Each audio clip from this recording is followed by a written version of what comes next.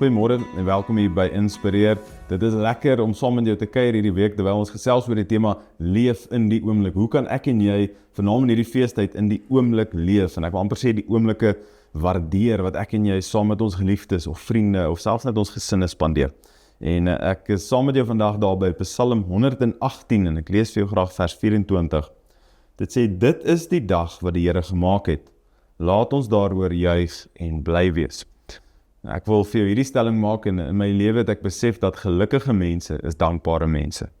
Mense wat konstant ongelukkig is mense wat konstant ondankbaar is. Mense wat nooit genoeg het nie, wat altyd onvergenoegd is. Mense wat altyd krisis het, by wie dit altyd fout is gewoonlik mense wat ondankbaar is. En ek wil vir sê, dankbaarheid kweek 'n paar dinge. Dit kweek nie net geloof nie, maar dit kweek ook geluk en vrede en vreugde.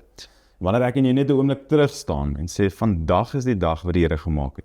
Die feit dat ek asem in my longe het, die feit dat ek opgestaan het, die feit dat ek met mense kan gesels, en die feit dat daar mense is wat vir my lief is en wie ek kan lief hê, dit is alles uit die Here se hand uit. En ek wil vir jou vra, kan ek en jy in hierdie feestyd dankbaarheid kweek? Soveel mense hoor ek wat nie weggaan met vakansie nie, en dan het hulle altyd iets negatief te sê daaroor, asof dit die ergste ding ooit is. En ek wil vir jou sê, daar's in my lewe baie Desembers wat ek nie weggaan nie, wat ek by die huis is, en partykeer verkies ek dit soos vir my lekker om net 'n bietjie asem te haal by die huis, en wanneer die res van die mense terug is, gaan ek, maar nietemin. Partykeer het ek nie die finansies om dit te doen nie, partykeer is dit net nie vir my so beskore daai jaar nie, maar ek wil vir jou sê, dankbaarheid kweek geluk. En wanneer ons heeltyd wil kyk wat ander mense het, of waarheen ander mense gaan, of waar hulle tyd spandeer, of watter geskenke hulle kry, dan steel ons eintlik 'n stukkie vrede en vreugde by onsself.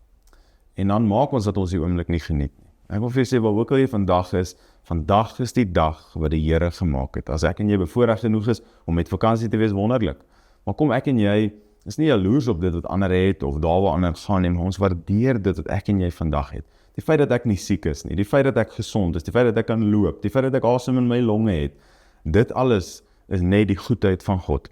Mag ek en jy hierdie dankbaarheid in ons harte laat opgroei, sodat ons werklik in vrede en in dankbaarheid leef. En ek wil vir jou sê, dit sal geluk by jou laat opborrel, en ek en jy sal in vrede en in geluk leef.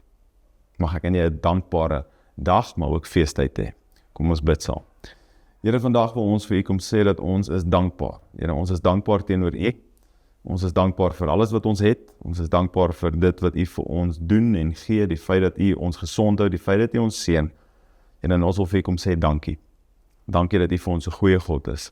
Dankie, Vader, dat U U enigste seun vir ons gegee het. Dankie, Jesus, dat U U Gees aan ons gee as geskenk. Here, dankie dat U genade vir ons elke dag nuut is. En dankie dat U sê U sal ons nooit begewe en ons nooit verlaat nie. Ons eer U daarvoor. Dankie. In Jesus naam. Amen. Ek hoop jy het 'n fantastiese dag, hoop jy kuier lekker waar ook al jy mag wees. Die Here seën jou. Tot môre. Totsiens.